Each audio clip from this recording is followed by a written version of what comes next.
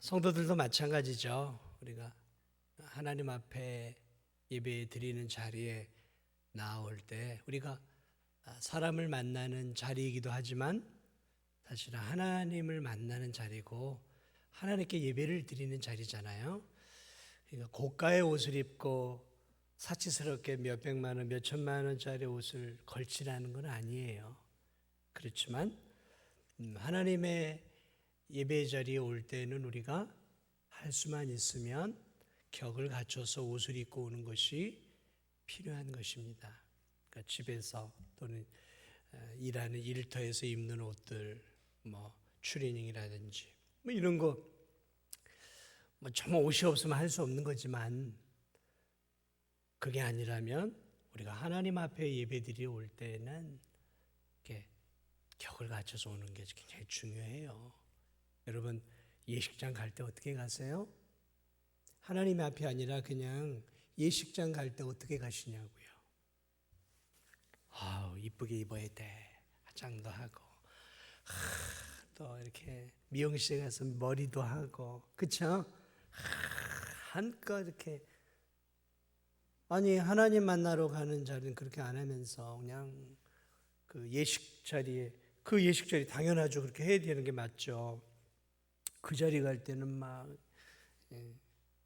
그렇게 꾸미고 여러분이 장례식장 갈 때 어떻게 가세요? 장례식장 갈 때 할 수만 있으면 격을 갖춰 가야 되는 것이죠.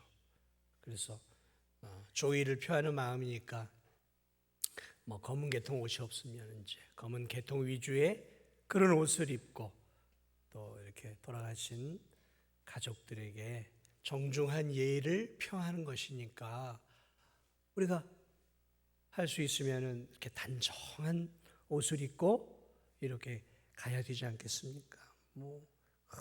조문하러 가는데 그 단풍 든 그 산을 등반하는 것처럼 막 요란 번쩍하게 쫙 입고 가면 될까요? 안 될까요?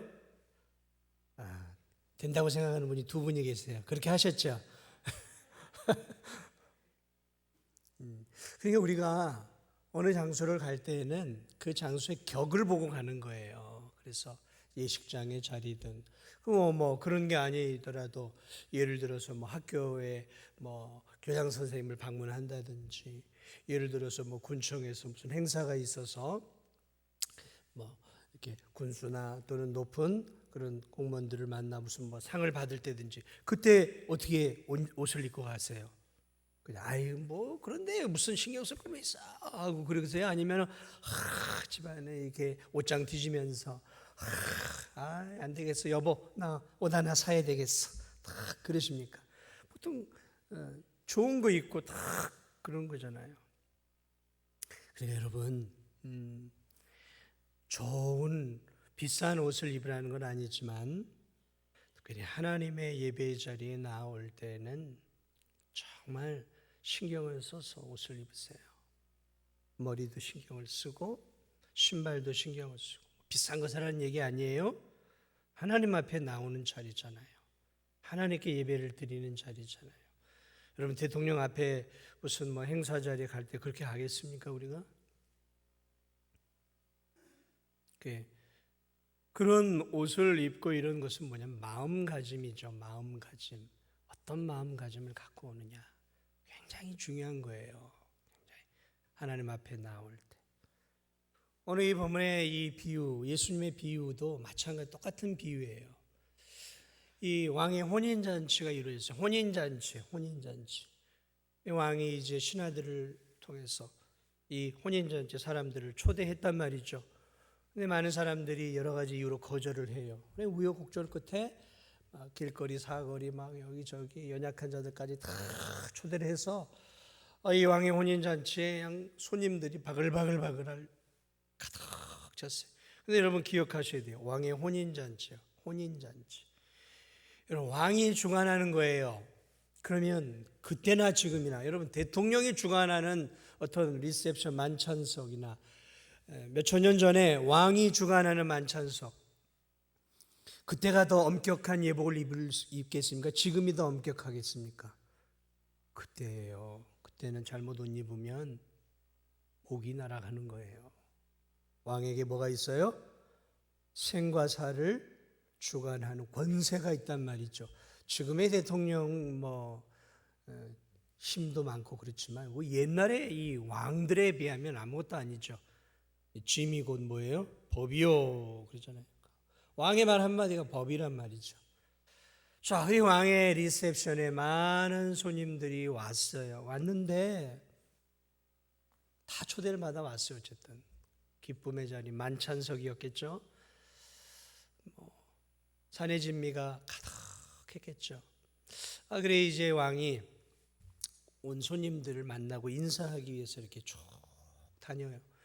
인사를 하는데 이상하게 다 똑같은 예복을 입었어요.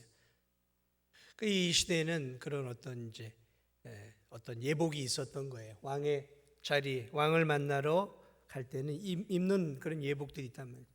그런데 다 똑같은 옷을 입었는데 딱 한 사람만 눈에 띄게 다른 옷을 입고 있어요. 딱 한 사람만 다른 옷을 입고 있어요. 뭘 얘기하고 있습니까? 그 자리에 들어갈 때, 왕의 혼인잔치에 들어갈 때는 반드시 입어야 할 옷이 어떤 옷이 있는지를 사람들이 다 알고 있었다는 거죠. 그렇죠? 그러니까 똑같은 옷을 입은 거예요. 그리고 또 비교해 보면 알잖아요. 내가 입었는지 안 입었는지. 한 사람만 고집스럽게 다른 옷을 입고 앉아 있었어요. 그리고 왕의 눈에 확 들어오지 않았겠어요? 그래서 왕이 그 사람을 찾아갑니다. 사랑의 어조로 이야기합니다. 형제요. 형제로 말하고 있습니까? 한 사람을 친구요라고 친구요. 어찌하여 예복을 입지 않고 여기 들어왔느냐? 여기는 당연히 예복을 입고 들어와야 할 자리인지 혹 몰랐느냐? 라고 질문을 던져요. 그러자 이 사람이 아무런 얘기를 못해요. 오늘 성경에 보니까 유구무원이에요. 왜 아무런 얘기를 못할까요? 알고 있었다는 거죠. 알만도 하죠. 모르고 들어왔다 하더라도 다 똑같은 옷을 입고 있는데 혼자만 안 입고 있었으니까 모르고 들어왔다 해도 알아차렸을 수 있어요. 그런데 이 사람은 알고 있으면서도 고집스럽게 자기 주관을 가지고 자기가 입고 싶은 그런 옷을 입고 그 자리에 왕의 만찬 자리에 들어가서 왕이 주는 그 리셉션의 그 풍성한 양식을 받아 먹으려고 이제 기다리고 있었던 거죠. 왕이 이렇게 얘기합니다. 야, 너는 자격이 안 된다, 야. 그러면서 신하들을 시키죠. 그래 이 신하들이 그의 수족을 묶어버리죠. 왜냐하면 왕의 어명을 알고 있음에도 왕의 어명을 무시한 거죠. 그의 수족을 묶고 바깥 어두운 데로 왕의 리셉션장에서 밖으로 집어던져 슬피 울며 이를 갈게 하는 대로 쫓아내버리죠. 그게 오늘 우리가 읽은 성경에 예수님이 우리에게 가르쳐준 굉장히 중요한 비유죠. 친구여, 어찌하여 예복을 입지 않고 여기 들어왔느냐? 너 예복 여기 입는 거 몰랐느냐? 라고 질문할 때 이 사람이 아무런 얘기를 하지 않았다는 것은 알고 있었음에도 그는 고집스럽게 자기가 입고 싶은 옷을 입고 그 자리를 버티고 있었다라는 것이죠. 저는 이 비유에서는 여러 가지를 나눌 수 있지만 오늘 한 가지만 가지고 여러분과 이 비유에 대한 내용들을 좀 나눠보고자 해요. 저는 이 비유는 일종의 교회입니다. 교회. 오늘 예수님이 청함을 받은 자는 많되 택함을 받은 자는 입은 자는 적으니라 그래요. 교회가 그래요. 교회가 청함을 받은 자가 많아요. 그런데 이 청함을 받아서 가득한 교회 안에 택함을 입은 하나님의 진짜 예복을 입은 자녀들은 많지 않다라는 진리를 가르쳐주고 있는 거예요. 그러므로 이 비유는 오늘을 우리가 다니고 있는 일종의 교회를 보여주고 있어요. 교회. 오늘날 하나님의 자녀들, 예수 믿는 자녀들이 참 전도를 많이 해요.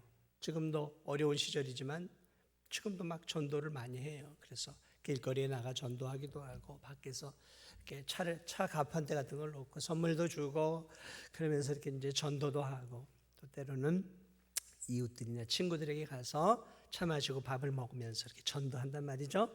그래 이렇게 전도를 통해서 한 사람, 두 사람 이렇게 하나님의 천국의 모형이 되는 교회 안에 한 사람, 두 사람, 세 사람, 네 사람 많이 들어와요. 그래서 교회 안에가 사람들이 많아요. 이 사람들이 이제 주일이 되면 교회 와서 다 앉아서 하나님께 같이 예배도 드리고 헌금 시간에는 또 헌금도 좀 드리고 이렇게 찬양도 하고 그래 함께 찬양하고 함께 예배드리고 하나님을 하나님이라고 부르고 예수님을 또 나름대로 나의 구주라고 생각하면서 예배를 드려요. 그런데 문제는 예배를 드리는 모든 성도들이 다 하나님의 진짜 택함을 받은 자녀이면 좋은데 예수님이 말씀하신 거예요. 청함을 받은 자, 교회로 들어온 자들은 많은데 택함을 받은 자들은 많지 않다라는 거예요. 그렇기 때문에 여러분 사실 이 교회 안에 들어오고 예배 자리에 왔다라는 것은 상당히 중요한 일이에요. 그러나 이 안으로 들어왔다라고 해서 하나님의 자녀다라고 말할 수가 없는 거예요. 왜냐하면 때가 되어지면 하나님이 이렇게 알고 계서 쭉정이를 걸러내듯이 마지막 때가 되면 교회 안에 쭉정이들을 다 걸러내서 포박을 해서 어두운 지옥불로 던져버릴 때가 온다라는 거죠. 이건 사실 굉장히 경각심을 주는 말씀이에요. 그래서 우리들에게 경각심을 주는 말씀이에요. 그러면 여러분 새가족들이 교회에 들어오고 어린 성도들이 교회에 들어와서 예배를 드리고 신앙생활을 하고 때로는 뭐 구역 예배도 드리고 헌금도 드리고 뭐 찬양대도 서고 또 봉사한다고 하면 얼씨구나 저 사람이 이제 하나님 백성 되었네 이렇게 오만한 생각을 하면 안 된다는 거예요. 이건 오만한 생각이에요. 좀 교회에서 뭔가 열심히 하는 것 같으면 저 사람은 구원 받았겠다라고 생각하는 것 이건 대단히 오만한 생각이에요. 오만한 생각.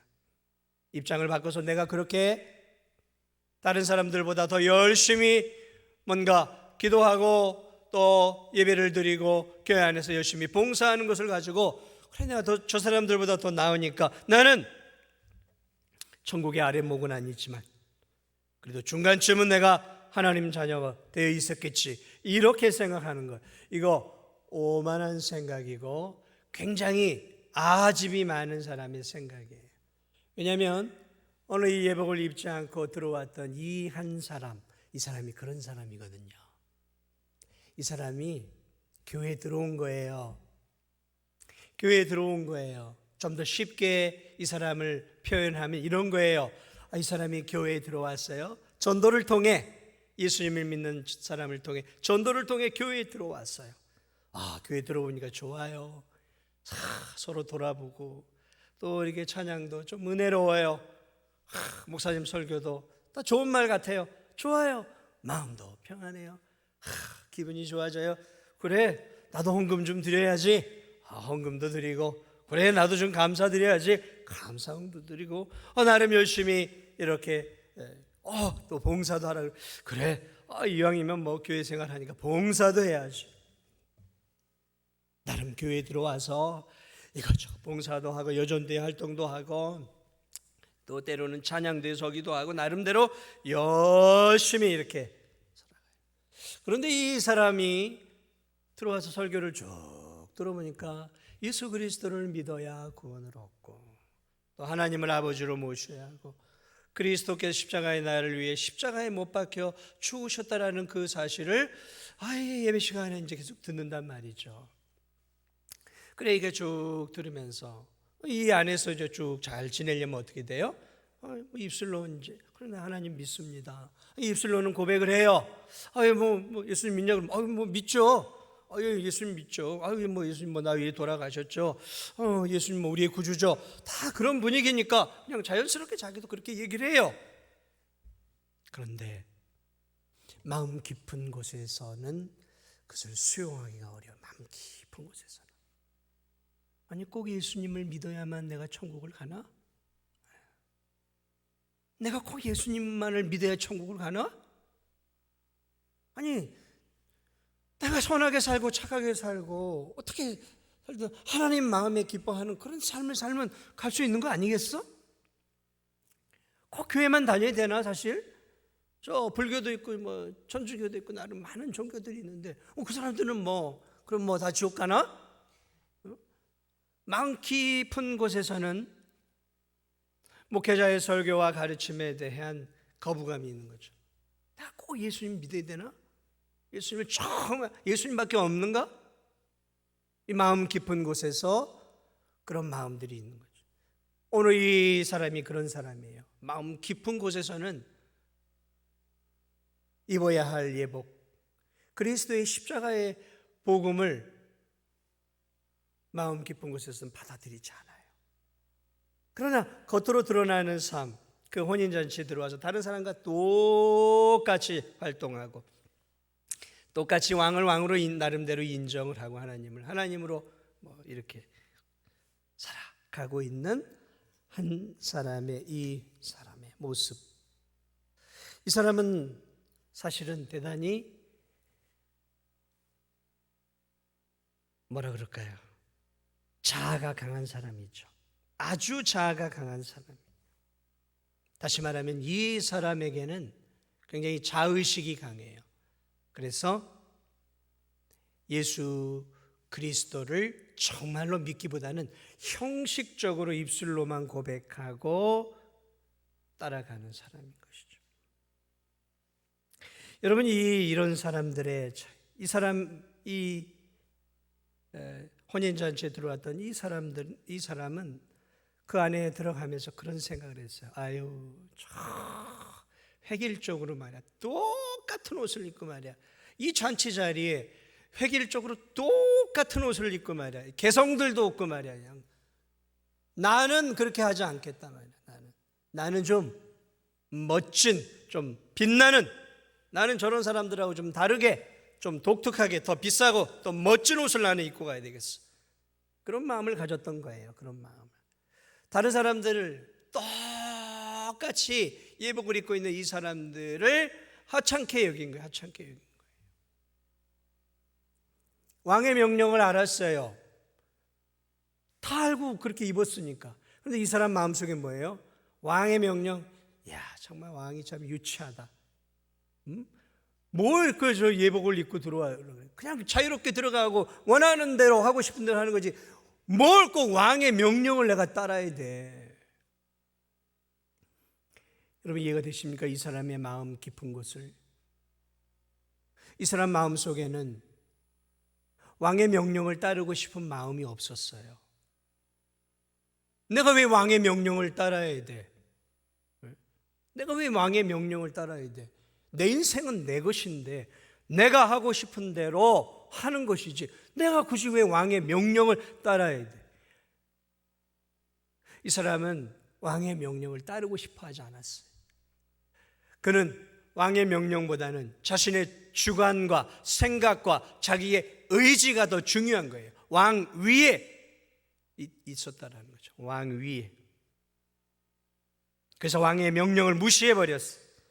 자기의 주장과 의지를 굽히지 않았어요. 왕의 명령을 거부한 거예요. 난 더 멋진 턱시도를 입고 가지. 한 부자 청년이 예수님을 찾아왔어요. 예수님, 어떻게 해야 내가 영생을 얻을 수 있겠습니까? 내가 어떻게 해야 영생을 얻을 수 있겠습니까? 직설적인 질문이에요. 예수님 뭐라 그래요? 그래, 네가 영생을 얻고 싶다. 예수님이 나를 믿어라 하지 않았어요.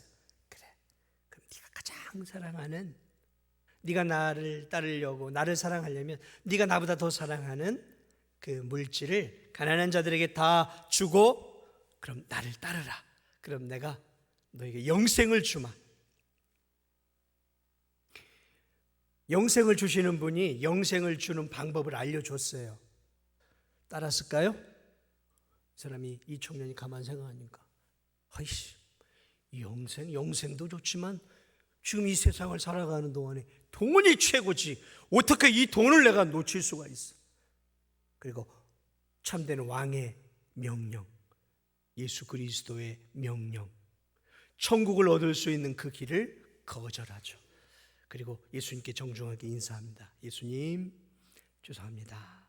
인사하고 돌아서요. 그 영혼은 어떻게 되었을까요?